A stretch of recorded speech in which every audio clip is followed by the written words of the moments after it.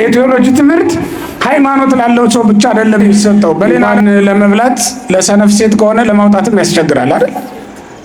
ተቆራርሳ ነው የምታወጣው ስለሚያቃጥላት። እግዚአብሔር ለአብርሃም የተገለጠለት በሰው አምሳል። ሰውን የማይወድ ሰው እግዚአብሔርን ሊያገኘው በእውነት አይቻለውም። መናፍቃኑ ሰው ትምህርት አስተምረው ክፉ ትምህርት አስተምረው ሰውን ከእግዚአብሔር ይለዩታልና የመጨረሻው ዝግጅቱ ግዝረት ነው። ቁልፈተ ስጋውን ማስወገድ ነው። ሰውን ረግጦ መጥቶ ለእግዚአብሔር ቢያነጥፉ ቢጎዘጉዙ ምን ይጠቅማል? በእውነት ከዚህ ውጭ ዓለም አናውቅም። የአብርሃም ጸሎት በሚል ርዕስ የዕለቱን ትምህርት አጠር አድርጌ ለማቅረብ ሞክራለሁ። ኦሪት ዘፍጥረት ምዕራፍ 18 ቁጥር 1 ላይ ያለውን ቃል መነሻ አድርጌ እናገራለሁ። የአባቶቻችን አምላክ እግዚአብሔር በጉባኤያችን መካከል ተገኝቶ እንዲመክረንና እንዲያስተምረን መልካም ፈቃዱ ይሆንልን። የማን ጸሎት ነው ያልኳችሁ? ሁላችሁም እስኪ የአብርሃም ጸሎት በሉ። ዛሬ የአጋዕዝተ ዓለም የሥላሴን በዓል እናከብራለን። ሥላሴ ልዩ ሦስትነት ነው። አምላካችን እግዚአብሔር በልዩ ሦስትነት በልዩ አንድነት የሚመለክ አምላክ ነው። እኛ አንድ አምላክ አለን፣ ነገር ግን ሦስት ገጽና ሦስት አካል ሦስት ስም ሦስት ግብር ያለው መሆኑን ደግሞ እናምናለን። ሦስት አካል አለው ብለን ስንናገር ለአብ ፍጹም አካል ፍጹም ገጽ ፍጹም መልክ ያለው መሆኑን፣ ለወልድም ፍጹም አካል ፍጹም ገጽ ፍጹም መልክ ያለው መሆኑን፣ ለመንፈስ ቅዱስም ፍጹም አካል ፍጹም ገጽ ፍጹም መልክ ያለው መሆኑን ማመናችንን መናገር ነው። ሦስት ስም አለው ብለን ስንናገር አብ፣ ወልድ፣ መንፈስ ቅዱስ ብለን መጥራታችንን ለማዘከር ነው። ሦስት ገጽ አለው ብለን ስንናገር ሦስቱ ገጻት የአብ የወልድ የመንፈስ ቅዱስ በምንም በምን ሳይቀላቀሉ ሳይዋሃዱ የምናገኛቸው የአካል ተዋህዶ ስለሌለበት ማለት ነው። የአካል ተዋህዶ እንደሌለበት ሁሉ የገጽም ተዋህዶ የለበትም፣ የስምም እንደዚያው ተዋህዶ የለበትም። ነገር ግን ስሉሰ አካል ስሉሰ ገጽ ስሉሰ መልክ ዋህደ ባህሪ ተብሎ ይመለካል። እንደ አረማውያን ብዙ አማልክት አሉን አንልም፣ የሉንም፣ አንድ አምላክ ነውና ያለን። ነገር ግን እንደ አይሁድ እሱም አንድ ገጽ አንድ መልክ ያለው ነው ብለንም አናምንም። ምክንያቱም ሦስት ስም ሦስት ገጽ ሦስት አካል አለው ብለን የምናምን ስለሆነ ነው። ስሙን አብ ወልድ መንፈስ ቅዱስ ብለን ሦስቱን ለይተን እንጠራለን። የአብን ለወልድና ለመንፈስ ቅዱስ፣ የወልድን ስም ለአብና ለመንፈስ ቅዱስ፣ የመንፈስ ቅዱስን ስምም ለአብና ለወልድ ሳንሰጥ ሳንቀላቀል እንናገራለን። ሊቃውንቱ እንዳስተማሩን ይፈልስ ስመ አብ እምከዊነ ስመ አብ ሀበ ከዊነ ስመ ወልድ ወመንፈስ ቅዱስ ወስመ ወልድኒ እምከዊነ ስመ ወልድ ሀበ ከዊነ ስመ አብ ወመንፈስ ቅዱስ ወስመ መንፈስ ቅዱስኒ እምከዊነ ስመ አብ እምከዊነ ስመ መንፈስ ቅዱስ ሀበ ከዊነ ስመ አብ ወወልድ ብሎ ቅዱስ አግናጤዎስ ሊቁ እንደተናገረው እኛም የአብን ስም ለአብ ካልሆነ በስተቀር አብን ብቻ እንጠራበታለን እንጂ ወልድንና መንፈስ ቅዱስን አንጠራበትም። የወልድንም ስም ወልድን ብቻ እንጠራበታለን እንጂ መንፈስ ቅዱስን አብን አንጠራበትም። የመንፈስ ቅዱስንም ስም መንፈስ ቅዱስን ብቻ እንጠራበታለን እንጂ አብን ወልድን በዚህ ስም ሳንጠራ ሳንቀላቀል የምናምን የምናመልክ ነን ማለት ነው። አይሁድ ይህን አያውቁትም። አረማውያንም አንድ አምላክ የሚለውን አይቀበሉትምም። አንዱ አምላክ ሰማይና ምድርን የፈጠረው እኛንም ካለመኖር ወደ መኖር አምጥቶ በመልኩና በምሳሌው የሰራን እንደሆነ አያውቁም፣ አይቀበሉትምም ማለት ነው። የሰው ልጅ ብዙ እውቀት ሊያውቅ ሊመራመር ይችል ይሆናል። ወደ ላይ ወጥቶ ጠፈሩን ወደ ታች ወርዶ ምድሩን ሊበረብር ሊመረምር ይቻለው ይሆናል። ነገር ግን ሕይወት የሚሰጠውና ለዘላለም ድህነት የሚያበቃው ምስጢረ ሥላሴን በማወቅ የሚጀመረው የሃይማኖት እውቀት ነው። የሰው ልጅ የእግዚአብሔር ልጅ መሆኑ የሚታወቀውም ምስጢረ ሥላሴን በማወቅ ነው። አፄ ዘርዓ ያዕቆብ እንደጻፉት የሚነገርለት ሚላድ የሚባል መጽሐፍ አለ። ምን ይላል አፄ ዘርዓ ያዕቆብ? ወእምድኅረ ኮንከ ወልደ እግዚአብሔር አእምር ምስጢረ ሥላሴ ከመ ትትመካ ወትታመን ቦቱ የእግዚአብሔር ልጅ ከሆንክ በኋላ ምስጢረ ሥላሴን እወቅ መርምር ይላል። ለምን ካልከኝ ትመካበትና ታምንበት ዘንድ እያመንክ የምትመካበት እምነትህ እሱ ስለሆነ ነው ይላል። ምስጢረ ሥላሴን ካላወቁም ክርስቲያን ተብሎ መጠራት አይቻልም። የሥላሴን ምስጢር ሳያውቁ ሥላሴን ሳይጠይቁ ሳይመረምሩ እንዴት የእግዚአብሔር ልጅ ከእግዚአብሔር ከሥላሴ ተወልጃለሁ እንዴት ማለት ይቻላል? አይቻልም እንደዚያ። ነገር ግን ምስጢረ ሥላሴ ለጊዜውም ቢሆን ጥቂቷን እንመረምርለታለን ማለታችን ነው እንጂ ለዘላለም ሕይወት የሚያበቃን ስለሆነ ሳንመረምር፣ ሳንጠይቅ፣ ሳንማር የምናልፈው ትምህርት አይደለም ማለታችን ነው እንጂ ጠንቅቀን ወስነን እንረዳዋለን ማለታችን ግን አይደለም። ለዚህም ነው እይክሉ ይጠይቀው የተባለው። ሊቃውንቱ ምን ይላሉ? ሊመረምሩት አይቻልም ይላሉ ምስጢረ ሥላሴን ማለት ነው።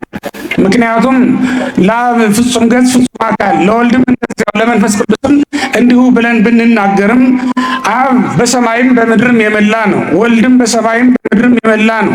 መንፈስ ቅዱስም በሰማይም በምድርም የመላ ነው። እንደምን አድርገን ይህንን ልናውቀው ልንመረምረው እንችላለን? ምክንያቱም ፍጥረታት እኛ የምናውቀው ዓለም ሰማይና ምድርን ነው። ከዚህ ውጭ ዓለም አናውቅም። በዚህም የመላ ነው። ከዚህም ውጭ ደግሞ ያለ ነው ብለን እናምናለን።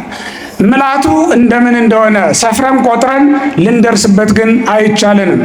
እኛ የምናውቀው አካል ፊትና ጀርባ ያለው አካል ነው የምናውቀው። በሥላሴ ዘንድ ግን ፊትና ጀርባ የለም። ምክንያቱም አኮ ዘወቱ ለመለኮት እንግዳ ወፍጹም አባ ሕርያቆስ በቅዳሴው ለመለኮት ፊትና ጀርባ ያለው አይደለም አለው አይባልም ብሎ ስለሚናገር ነው።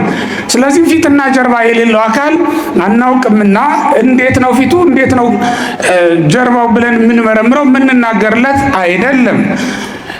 እንዲሁም በቅዱሳት መጻሕፍት ቅዱስ አትናቴዎስን ጨምሮ ብዙ ሊቃውንት እግዚአብሔር ዓይን፣ ጆሮ፣ እጅ፣ እግር እንዳለው ይነግሩናል። ግን ይህንን ማለታቸው ቅዱስ ኤፍሬም ደግሞ ምን ይላል? እንደሚሰማን ለማጠየቅ ብንናገር ይሰማናል ብለን እናምንበት ዘንድ ጆሮ አለው እንላለን። እንደሚያየን ለማጠየቅ ዓይን አለው እንላለን። እንደሚዳስሰን እንደሚሰራ ለማጠየቅ እጅ አለው እንላለን። ብንጠራው እንደሚደርስልን ፈጥኖ እንደሚመጣልን ለማጠየቅ እግር አለው እንላለን እንጂ ሥላሴ እኛ እንደምናውቀው በየጥቂቱ ተሳክቶ አካል ፍጹም አካል እንደሚኖረን ሁሉ እኛ ፍጹም አካል የሚኖረን እጃችንም በመጠኑ እግራችንም በመጠኑ ጆሮአችንም እንዲሁ ተገጣጥሞ እንደሆነ ሁሉ ለሥላሴም እንዲሁ ነው ማለታችን አይደለም ይላል። በመጠን በጥቂት ተከፋፍሎ ተገጣጥሞ ያለ አካል አለው ማለታችን አይደለም ይላል። ግብሩን ነው ማለቱ ነው። እንዲሰማን ስለምናውቅ እንደሚሰማን ስለምናውቅ ጸሎታችንንም ስለሚሰማን ጆሮ አለው ብለን እንናገርለታለን። ስለሚያየን ዓለምን በዓይነ ምሕረት ስለሚመለከታት ዓይን አለው ብለን እንናገራለን ማለቱ ነው እንጂ እንደኛ በስንዝር በቁጥር የሚለካ የሚሰፈር አካል አለው ማለታችን ግን አይደለም ይላል። ይህን በማለቱ የማይመረመር መሆኑን ይነግረናል ማለት ነው። ስለዚህ እግዚአብሔር ቤተሰቦች ምንም እንኳን እግዚአብሔር ድንቅ አምላክ እንደሆነ ብናውቅም ስለ እግዚአብሔር ማወቅ ግን የሚገባንን ያክል ማወቅ ይገባናል። እሱም ለዘላለም ሕይወት እንዲያበቃን ደግሞ ሁለት ነገሮችን ማስቀደም ይገባናል። ምስጢረ ሥላሴን ስንመረምር ስንማርም አንደኛ ንጽሕና ያስፈልገናል። ወደ እግዚአብሔር ስንቀርብ እግዚአብሔርን ለመመርመር ስንፈልግ አስቀድሞ ንጽሐ ሥጋ ንጽሐ ነፍስን ገንዘብ ማድረግ ይጠበቅብናል። ክርስቲያኖች የቴዎሎጂ እውቀት በነገራችን ላይ የቴዎሎጂ ትምህርት ሃይማኖት ላለው ሰው ብቻ አይደለም የሚሰጠው። በሌላ ዓለም ስንመለከት የነገረ መለኮት ምሁራን የሚባሉ ሃይማኖት ግን የሌላቸው ሰዎች ያጋጥሟቸዋል አሉ። እስከ ፕሮፌሰር ዶክተር ማዕረግ ድረስ የደረሱ ሰዎች ታገኛላችሁ። ግን ሃይማኖት የሌላቸው ሆነው ደግሞ ታገኟቸዋለን። ለምን ካላችሁኝ ይሄ ስለሚጎላቸው ነው። በንጽህና ሆነው ባይጠይቁት ባይመረምሩት ነው። ሁለተኛው ትህትና ያስፈልገናል እግዚአብሔርን ለማወቅ ይህ የሚያስፈልገን ስለሆነ እግዚአብሔር የፈጠረውን ፍጥረት እንኳን መርምሮ መድረስ ያልተቻለው የሰው ባህሪ፣ የሰው እውቀት እግዚአብሔርን መርምሮ ማወቅ መድረስ የማይቻለው ስለሆነ በትህትና መቅረብ፣ በመፍራት በመንቀጥቀጥ መቅረብ ያስፈልገናል። ሙሴ ወደ ደብረ ሲና እንደቀረበበት ባለው መንገድ መቅረብ ይገባል። ኦሪት ዘጸአት ምዕራፍ 3 ላይ እንደምንመለከተው ሙሴ ወደ እግዚአብሔር የቀረበው በመፍራት በመንቀጥቀጥ ነበር ይላል። ለምን? የቀረበው ወደ እግዚአብሔር ነው። የሚመረምረው እግዚአብሔርን ነው። የሚሰማው የእግዚአብሔርን ድምፅ ነው። የሚነጋገረው ከእግዚአብሔር ጋር ነው። እንደምን አይፈራ? በእውነት እንዴት አያስፈራ? ፀሐዩን ፈርተን ዣንጥላ ከዘረጋን፣ ፀሐይን ፈርተን ትክ ብለን ማየት ካልቻል እግዚአብሔርን ከዚህ በላይ ልንፈራው ይገባናል። አይነ ልቡናችንን ወደ ምስጢረ ሥላሴ ስናቀና፣ ወደ ልቡናችንን ወደ እግዚአብሔር ወደ ምስጢረ ሥላሴ ስንዘረጋ እንዳያቃጥለን ከእሳተ መለኮትነቱ የተነሳ እንዳይፈጀን መያዣ ልናበጅለት በጥንቃቄም ልንማረውና ልንመረምረው ይገባናል ማለት ነው። የማይመረመረው አምላክ በእውነት ዛሬ ደግሞ በአብርሃም ቤት ሲገለጥ ተመልከቱት። የማይመረመር ድንቅ ሆኖበት አብርሃም የሚናገረው ነገር ጤነኛ ሰው የሚናገረው ነው እንዴ የምትብሉት አይነት ሆኖ ታገኙታላችሁ። አብርሃም አይኑን ወደ ሰማይ አይኑን ቀና አደረገ ይላል። አይኑን ምን አደረገ? አይኑን አሻግሮ ተመለከተ። ሊቃውንቱ አሻግሮ ተመለከተ ብለው ይፈቱታል። አንሳ አይንቱ የሚለው አሻግሮ ተመለከተ ብለው ይተረጉሙታል። በአማርኛው መጽሐፍ ቅዱስ ደግሞ አይኑን ቀና አደረገ ተብሎ የተፈታው አብርሃም ቀና ብሎ ሲመለከት እግዚአብሔርን ተመለከተው። ማንን ተመለከተ? ቀና ሲል ማንን አየ? እግዚአብሔርን አየ። ቀና ብንል ማንን እናያለን? እግዚአብሔር እናያለን። ወገኖቼ ተስፋ ያለው ማየት ወደ እግዚአብሔር ስናይ ነው የምናገኘው ተስፋ የሚኖረን። ባየነው ነገር መጥገብ የምንችለው እግዚአብሔርን ስናይ ነው። ነቢዩ ዳዊት ወጸግብ በርእየ ስብሐቲከ ክብርህን በማየት እጠግባለሁ ይላል። እስኪ በሉቴን ቃል ምንህን በማየት ክብርህን በማየት እጠግባለሁ ነው። አይተውት የሚያጠግብ እንጀራ በምድር ላይ የለም። በእርግጥ እንዳባባል የሚያጠግብ እንጀራ በአይን ማለት ነው አይደል? እንጂ ምጣዱ ላይ እንኳን ለመብላት ለሰነፍ ሴት ከሆነ ለማውጣትም ያስቸግራል አይደል? ቆራርሳ ነው የምታወጣው ስለሚያቃጥላት። አይተውት የሚያጠግብ ግን እግዚአብሔር ነው። ስለዚህ አብርሃም እንደተመለከተ እኛም ቀና ብለን መመልከት ይገባናል። ወደ ሰው ብትመለከቱ ተስፋ የሚያስቆርጥ ነገር ታያላችሁ። ወደ ምድር ብትመለከቱ የለመዳችሁት የረገጣችሁትን አፈር ታያላችሁ። ወደ እግዚአብሔር ግን ብትመለከቱ ተስፋ የምታደርጉት ነገር ልባችሁን የሚሞላ ነገር ታያላችሁና ወደ እግዚአብሔር መመልከት ይገባናል። አብርሃም አይኑን ቀና አደረገ። ማንን አየ? እግዚአብሔርን አየ። ቀና ብንል እግዚአብሔር እናያለን ማለት ነው። ቀና ብንል ማለት በመንፈሳዊ ሕይወት ከፍ ከፍ ብንል ማለት ነው።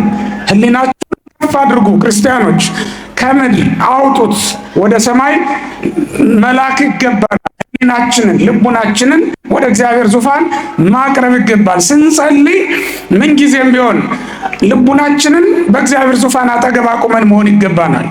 ስንጸልይ ምንጊዜም ቢሆን እግዚአብሔርን በመመልከት ሊሆን ይገባል። ወደ እግዚአብሔር ተመለከተ። ሲያይ 3 ሰዎች ተመለከተ ነው የሚለው። ስንት ሰዎች? 3 ሰዎች አየ። ወሮፀ አብርሃም ለተቀብሎቶሙ እምሆተ ሃይመት ከድንኳኑ ደጃፍ ተነስቶ ሊቀበላቸው ፈጥኖ ሄደ ይላል። ሊቀበላቸው ፈጥኖ ሄደ። መፍቀር የሰብነቱን ያጠይቃል። ምክንያቱም አልዘገየም። ባያቸው ጊዜ ፈጥኖ ሊቀበላቸው ወጣ ይላል። ወደ እሱ መጥተው አሳድረን አሳርፈን አላሉትም። ባያቸው ጊዜ ራሱ ወዶ ፈቅዶ ሊቀበላቸው ፈጥኖ መሄዱን ቅዱስ መጽሐፍ ይነግረናል። ይህም የሚያሳየው አብርሃም መፍቀር የሰብ መሆኑን ያጠይቃል። ወገኖቼ አብርሃም ያየው 3 ሰዎችን ነው። ስንት ሰዎችን ግን እግዚአብሔር እንደተገለጠለት ቅዱስ መጽሐፍ ይነግረናል። እግዚአብሔርም ለአብርሃም ተገለጠለት ብሎ ስለሚነግረን እግዚአብሔር ለአብርሃም የተገለጠለት በሰው አምሳል። ይህም የሚያሳየው እግዚአብሔር ወደ ሰው ሲመጣ ሰው ሊያየው በሚችለው መልኩ እንደሚገለጥ ያሳየናል። የምንችለውን መገለጥ ነው የሚያሳየው እግዚአብሔር ማለት ነው።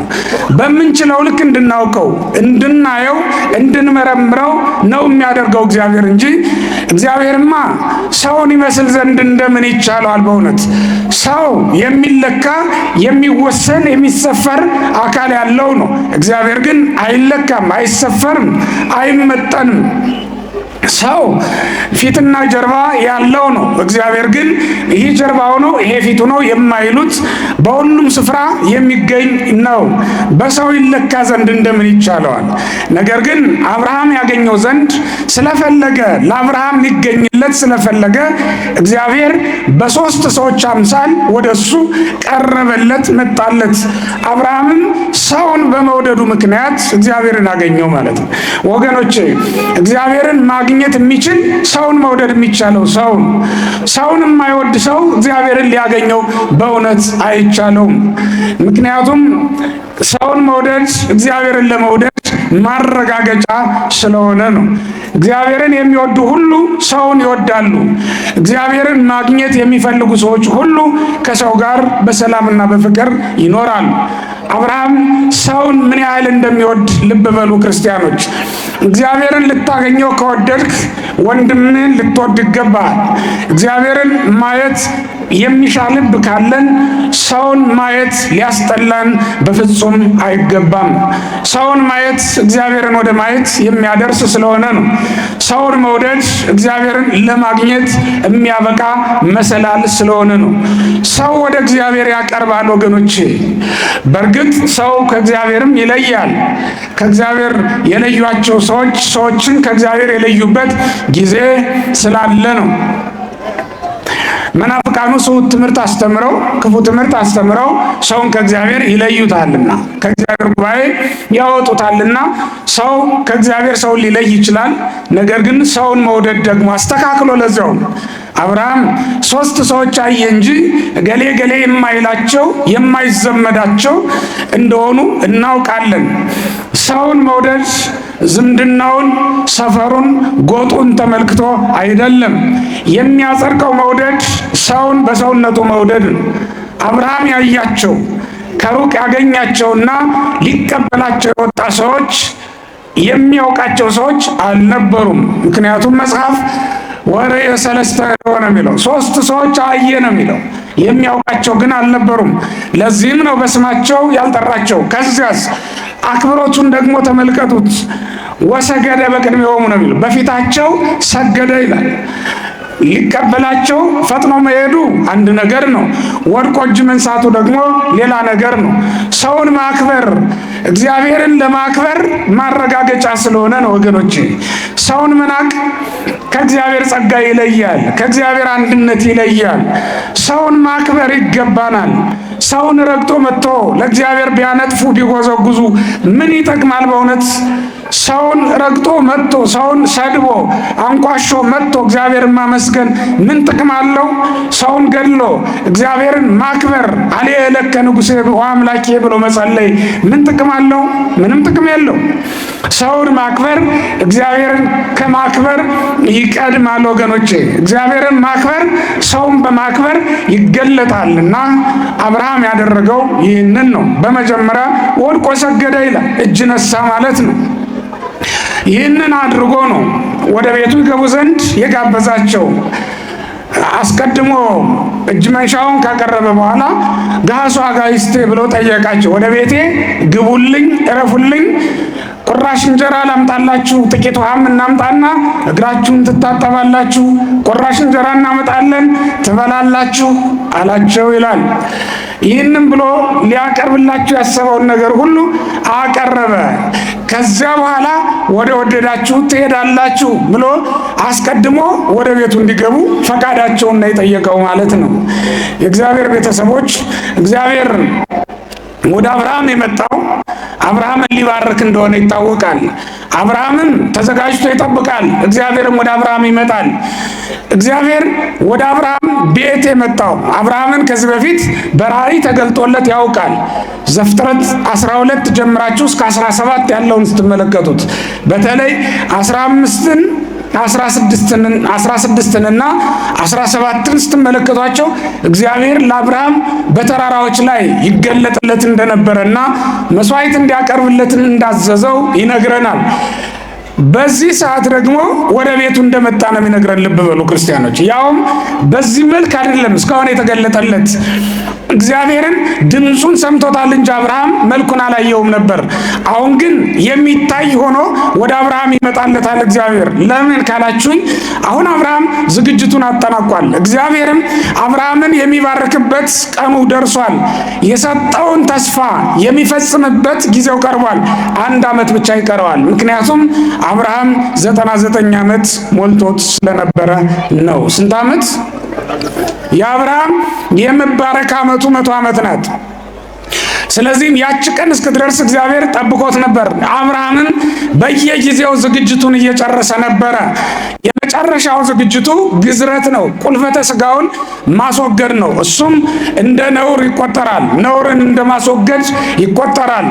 እስራኤል በጌልጌላ በተገረዙ ጊዜ ነውራችሁን ከናንተ አንከባልያለሁ ብሎ በኢያሱ መጽሐፍ ላይ ተጽፎ እንደምናነበው የአብርሃም ግዝረተ ስጋው ወይም ቁልፈተ ስጋው መወገዱ፣ ግዝረተ ስጋን መፈጸሙ መርገም እንደተወገደለትና እርግማን ነውር እንደራቀለት ያመለክታል፣ ያጠይቃል። እግዚአብሔር ወደ አብርሃም የመጣው አብርሃምን አዘጋጅቶ ከጨረሰ በኋላ ነው። ነውሩን ካስወገደለት በኋላ ወደ ቤቱ ሊገባ መጣ። አብርሃም ሳይገዘር ከነቁልፈቱ የወለዳቸው ተባርከውለታል።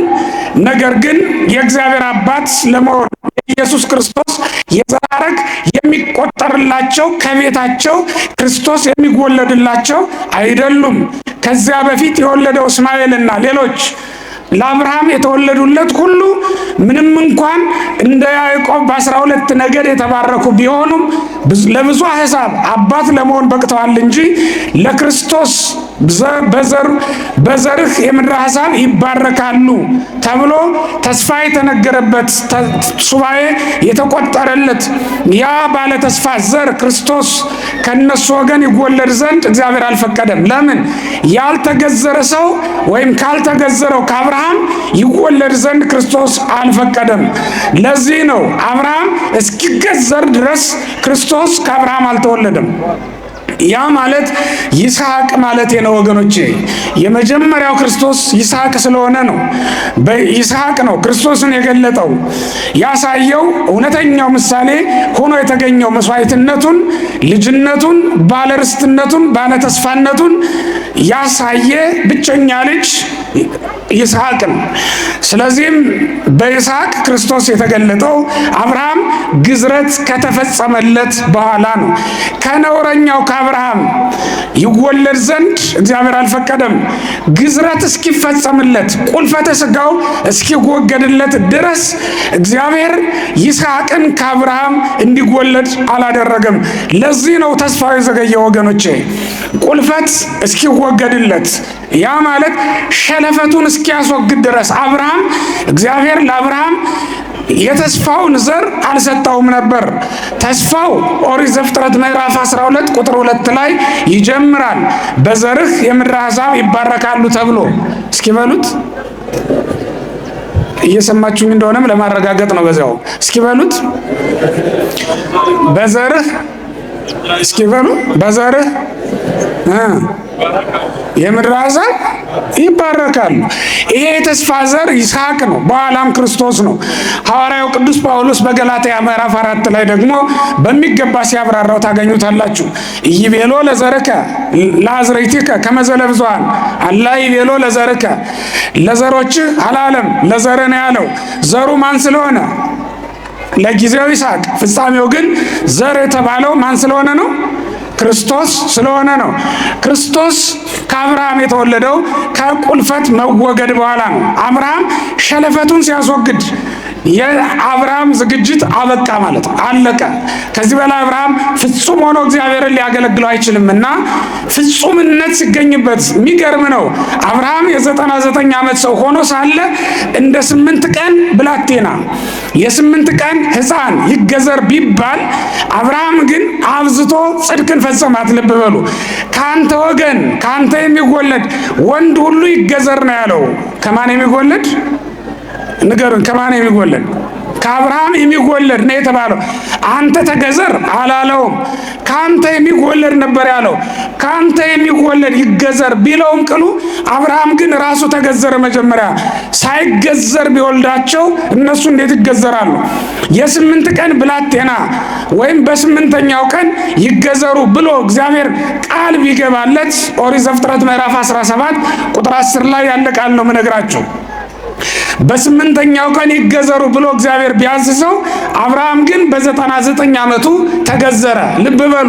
የ8 ቀን ይገዘር ቢለው በ99 ዓመቱ፣ ከአንተ የሚወለድ ይገዘር ቢለው እሱ ራሱ ተገዝሮ አብርሃም ትሩፋትን አሳየ። ሕገ ወንጌል በአብርሃም ተጀመረች የምንለው ለዚህ ነው። ልብ በሉ ክርስቲያኖች። ምክንያቱም ኦሪት ብትሆን ሕገ ርት ናት፣ ወንጌል ግን ሕገ ትሩፋት ናት። አብርሃም አሁን የፈጸመው ርት አይደለም፣ ትሩፋት ነው የፈጸመው። እስኪ በሉ ርት በሉ፣ ትሩፋት በሉ። ርት ማለት ኦሪት ናት። ርት ማለት ብድርን በብድር መመለስ ነው። ዓይን ላጠፋ ምኑም ማጥፋት፣ ጥርስ ቢሰብር ምኑም መስበር፣ የፊት ጥርሱን ቢሰብር የፊት ጥርሱ ነው የሚሰበር። ይሄ ሕገ ርት ይባላል። ሕገ ትሩፋት የሚባለው ግን ቢገድልህ አትስደበው ማለት ነው። ቢገድልህ እንኳን ምን አትበለው? አትስደበው። እንኳን ልትገድለው ምን አትበለው? አትስደበው። እንኳን ልታመነዝር ከሴት ጋር ልትተኛ አትመኛት። በልብህም ከተመኛት ምን ብላል? አመንዝራል ማለት ነው። ይሄ ትሩፋት ይባላል ማለት ነው። አብርሃም ትሩፋትን የፈጸመውና ሕገ ወንጌል በአብርሃም ዘመን ታይታለች የሚባልበት አንዱ ምክንያት እሱ ነው። ወደዚህ ልምጣና ላሳጥረው ባጭሩ ለማየት ያክል አብርሃም ዝግጅቱን ሲጨርስ ይስሐቅ ከሱ ተወለደ ማለት ነው። ያንን መፈጸሙን ትእዛዛትን ፍጹም አድርጎ መጨረሱን ለመንገር ከዚህ በኋላ እግዚአብሔር የሚያዘው አንድ ነገር ብቻ ነው። ፍቅሩ ፍጹም መሆኗን ለማሳየት ኦሪት ዘፍጥረት 22 ላይ አንዲት ትእዛዝ ትቀረዋለች። እሷ ብቻ ናት የምትቀረው እንጂ ሌላውን አብርሃም ፈጽሞታል። አሁን ለዚህ ነው እግዚአብሔር በሰው አምሳል ወደ ቤቱ የመጣለት። 3 ሰዎችን አየ አብርሃም። ሊቀበላቸውም ሄደ፣ ተቀበላቸውም። ውሃ ይምጣላችሁ ታጠቡ አለ። ቁራሽ እንጀራ ይምጣላችሁ ጥገቡ፣ ጎናችሁን አሳርፉ አለ። ወደ ቤቴ ግቡ አለ ይላል። ይህም ብድር ነው ይላሉ አባቶቻችን ሲተረጉሙት። አብርሃም ለልጆቹ እግዚአብሔር በጎ ነገር ያደርግላቸው ዘንድ ለእግዚአብሔር የሰጠው ብድር ነው ይላል። እግዚአብሔር በምድረ በዳ በተራቡ ጊዜ ለአብርሃም ልጆች እንግዲህ አስቡ፣ ያ ማለት ከ430 ዓመት በኋላ ማለት ነው። ከ430 ዓመት በኋላ እግዚአብሔር ለአብርሃም ልጆች አትርፎ ብድር ሲመልስ እንመለከተዋለን። አብርሃም ቁራሽ እንጀራ ለእግዚአብሔር አቀረበ። እግዚአብሔር ደግሞ ዕለት ዕለት 40 ዓመት ሙሉ ዕለት ዕለት ሳያቋርጥ ለእስራኤል መናን አወረደላቸው። እስራኤል በምድረ በዳ የበሉት መና እግዚአብሔር አብርሃም በእግዚአብሔር እጅ ያስቀመጠላቸው እግዚአብሔር ከአብርሃም እጅ የተቀበለውን እንጀራ ነበረ ይላሉ አባቶቻችን። ያ ቁራሽ እንጀራ ይምጣላችሁ ነበር ያለው። እግዚአብሔር ግን ዕለት ዕለት ሳያቋርጥ 40 ዓመት ነበር የመገባቸው። ልብ በሉ፣ እግዚአብሔር አትርፎ ነው የሰጠው። አየው እግዚአብሔር ምን ያህል ታማኝ አምላክ እንደሆነ። አንተ 14 ዓመት አለ፣ እግዚአብሔር ግን 90ውን ብዙ አድርጎ ይመልስልሃል። አንተ የበኩር ልጅን ትሰጠዋለህ፣ እግዚአብሔር ደግሞ ምድርን በዘርህ ይሞላታል። በዚህ የታመነ ነው እግዚአብሔር። አንተ ጥቂት ነገር ለድሆች ታካፍላለህ፣ እግዚአብሔር ግን በቤታችን በጎተራችን በጓዳችን ያለውን ሁሉ ባርኮ ለኛ ይሰጠናል ማለት ነው። ለዚህ ነው እግዚአብሔር ቁራሽ እንጀራን ከአብርሃም ተቀበለ። 40 ዓመት ሙሉ ያንን ከአብርሃም እጅ የተቀበለውን ቁራሽ እንጀራ አበርክቶ ለልጆቹ ሲመግብ ኖረ። እሱ ብቻም አይደለም፣ በአዲስ ኪዳን ሲፈታ ደግሞ ኢየሱስ ክርስቶስ የማቴዎስ ወንጌል ምዕራፍ 26 ቁጥር 26 ላይ ቆርሶ ሰጣቸው ይላል። ምን ብሎ ሰጣቸው? ማን የሰጣቸው? ማን የሰጣቸው? አብርሃም ለእግዚአብሔር ቆርሶ ሰጠው። እግዚአብሔርም የገዛ ስጋውን ቆርሶ ለአብርሃም ልጆች ሰጣ። ደስ አይልም? በእውነት እግዚአብሔር ክብርና ምስጋና ለእግዚአብሔር ይሁን። ቁራሽ እንጀራን ከአብርሃም የተቀበለው እግዚአብሔር ዛሬ ስጋውን ደሙን እየቆረሰ ለክርስቲያኖች ይሰጣል። ደስ ይበላችሁ ክርስቲያኖች። ውሃ ይምጣላችሁ ታጠቡ ብሎ ነበር እግዚአብሔር አብርሃም። እግዚአብሔር በምድረ በዳ ከአብርሃም የቀረበለትን ውሃ ከአለት ላይ እያፈለቀ ለጊዜው ከአለት ላይ ያፈለቀላቸው ውሃ ነው። ፍጻሜው ግን ሁላችን ታጥበን የጠራንበት ከጌታ ጎን የፈሰሰው ውሃ ነው። ያ ውሃ አብርሃም እግዚአብሔርን ሊያጥበው እግሩን አጥቦ ሊያስተናግደው ይዞት የቀረበው ውሃ ነው ይላሉ አባቶቻችን ይህንን ክፍል ሲተረጉሙት ማለት ነው። ስለዚህ እግዚአብሔር ሁላችንንም የሚያጥብበትን ውሃ ነው ከአብርሃም የተቀበለው። በኋላም ከጎኑ በፈለቀው በፈሰሰው ውሃ ሁላችንን አጥቦናልና አጥቦ ከኃጢአት ያጠራን እግዚአብሔር ስሙ ለዘላለም የተመሰገነ ይሁን። ዝቅ ይልና አብርሃም በሉት በደንብ ካላችሁ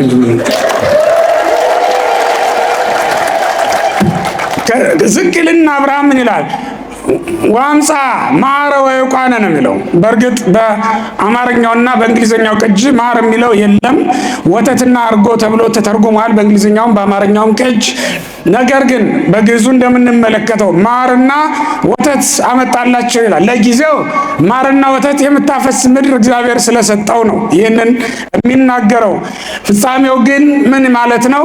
ማር የተባለች ኦሪት ናት፣ ወተት የተባለች ደግሞ ወንጌል ናት ይላል። ወንጌልንና ኦሪትን ወይም ለልጆች ሕገ ኦሪትን አስቀድመህ ሕገ ወንጌልን ታስከትልላቸዋለህ ማለቱ ነበር ብለውታል አባቶቻችን። ይህም ብቻ አይደለም። አብርሃም ምን አደረገ? ከዚያ በኋላ ጥጃ አምጥቶ አረደላቸው ይላል። ምን አምጥቶ? የሰባውን ይላል። ጥጃ ነው ግን ደግሞ የሰባ ነው። እንዴት ደስ ይላል! ጥጃ እንዴት ሆኖ ሊሰባ ይችላል? ገና ከመጀመሪያው የአንድ ዓመት እኮ ነው። ግን የሰባ ነበር ይላል፣ ያማረ ነበር ይላል። እሱን አምጥቶ አቀረበላቸው። ለጊዜው በኦሪት ዘጸአት ምዕራፍ 16 ቁጥር 8 ላይ እንደምንመለከተው እግዚአብሔር ስጋን ለሰው ልጆች ወይም ለእስራኤል ለአብርሃም ልጆች መግቧቸዋል። አብርሃም ያቀረበለትን ስጋ ለልጆቹ ሲመግባቸው እንደኖረ ያጠይቃል። ፍጻሜው ግን በስጋ ወደዚህ ምድር መጥቶ የገዛ ስጋውን እንበላው ዘንድ እንደሰጠን ያጠይቃል ማለት ነው። እግዚአብሔር አብርሃምን እንዲህ ባለ በረከት ነው የባረከው። አብርሃምም ጸሎቱና ልመናው የነበረው ሰው እንዳያሳጣው እንግዳ እንዳያሳጣው ነው የነበረው። የትምህርታችን ርዕስ ታስታውሳላችሁ ምንድን ነበር? የማን ጸሎት? የአብርሃም ጸሎት ሰው እንዲመጣለት ነው። ልብ በሉ። እግዚአብሔር ደግሞ የሚፈልገው አብርሃምን መባረክ ነው። አብርሃም በጥቂቱ ለመነ፣ በጥቂቱ ጸለየ፣ እግዚአብሔር ግን በብዙ ባረከው። ወገኖቼ የሚገባ ጸሎት መጸለይ ይገባናል። አብርሃም ሸለፈቱን አስወግዶ ነው የጸለየው። ዘፍጥረት 17 የአብርሃም የመባረክ ምዕራፍ ነው። እዚህ ዘፍጥረት 18 ላይ ባለው እንዳትቀኑ። አብርሃም ዘፍጥረት 17 ላይ ያደረገውን መታዘዝም ልብ በሉና አስተውሉ። ዘፍጥረት 17 ላይ ባይታዘዝ አብርሃም ዘፍጥረት 18 ላይ እግዚአብሔርን ወደ ቤቱ ሊጋብዝ እግዚአብሔርም ወደ ቤቱ ሊመጣ ባልተቻለውም ነበር ማለት ነው። ስለዚህ ወገኖች አስቀድሞ እየታዘዝን መጸለይ ይገባናል። የአብርሃም ጸሎት ከመታዘዝ ጋራ የቀረበ ጸሎት ነው። ከምን ጋራ? ጸሎታችን ከትምክህት ጋራ እየሆነ እኮ ነው የማይሰማው። ጸሎታችን ከቂምና ከበቀል ጋራ እኮ ነው እየሆነ ነው የማያርገው። ኃጢአት የማያስተሰርየው የካህኑ ጸሎት የካህኑ መስዋዕት ኃጢአት የማያስወግደው ለሕዝቡ ምሕረት የማያመጣው ከቂምና ከበቀል ጋራ ስለሚሆን እኮ ነው። በትዕቢት ስለምናቀርበው እኮ ነው ወገኖቼ። አብርሃም በመታዘዝ ሆኖ ጸሎትን አቀረበ። አብርሃም ሰውን በመውደድ ነው ያቀረበው። ሰውን ከመውደድ ጋራ ከፍቅር ጋራ ጸሎትን እናቅርብ። አብርሃም በጥቂቱ ነው የጸለየው። እኛም በጥቂቱ እንለምን፣ የሚገባንን እንለምን። ከሚገባን በላይ አቅርቦ ይሰጠናል እግዚአብሔር፣ አብዝቶ ይሰጠናል። ገንዘብ ብንለምነው ራሱን ይሰጠናል እግዚአብሔር። ሀብት ብንለምነው ራሱ መጥቶ ይባርከናል። የምንሻውን ነገር ሁሉ ይሰጠናል። አብርሃም ልጅ ለመነ። ሚስቱ መካን ነበረችና ሀብቱን የሚወርስ ልጅ ለመነ። ግን እግዚአብሔር ደግሞ ምን አደረገ? የገዛ ልጁን አንድያ ልጁን ለአብርሃም ልጅ እንዲሆነው ሰጠው ማለት ነው። አየው፣ አብርሃም የለመነው ሀብቱን ርስቱን የሚወርስ ልጅ ነበረ። ግን እግዚአብሔር ደግሞ ምን አደረገ? ሀብቱን ርስቱን የሚያወርስ ልጅ ለአብርሃም እግዚአብሔር ክርስቲያኖች የሚወርስ ሳይሆን የሚያወርስ ልጅ እሰጣለሁ ብሎ እግዚአብሔር የሚበልጥ ነገር አደረገለት ማለት ነው። ስለዚህ በእውነት ስንጸልይ እንደ አብርሃም በመታዘዝ እንጸልይ። እንደ አብርሃም ሰውን ከመውደድ ጋር እንጸልይ። እንደ አብርሃም በጥቂቱ እንጸልይ። እንደ አብርሃም የሚገባ ጸሎት እንጸልይ። እግዚአብሔር አብልጦ በሱ ዘንድ ያለውን በእኛ ዘንድ የሌለውን በሱ ዘንድ የሚታወቀውን በእኛ ዘንድ የማይታወቀውን ነገር ይሰጠናል። የአብርሃምን ጸሎት የሰማ እግዚአብሔር የሁላችንን ጸሎት ይስማ። አብርሃምን የባረከ እግዚአብሔር ዛሬ በፊታችን ሁላችንን በፊቱ ቆመናልና ይባርከን። አብርሃምን በባረከበት ቀን ብዙ አባታችንን በስሙ የተጠሩትን ሌላውን አብርሃም በዘመናችን ያሉትን አብርሃም አምጥቶ እየባረከ ስለሆነ ደስ ይበላችሁ። እግዚአብሔርን አመስግኑ። እግዚአብሔር ይስጥልኝ።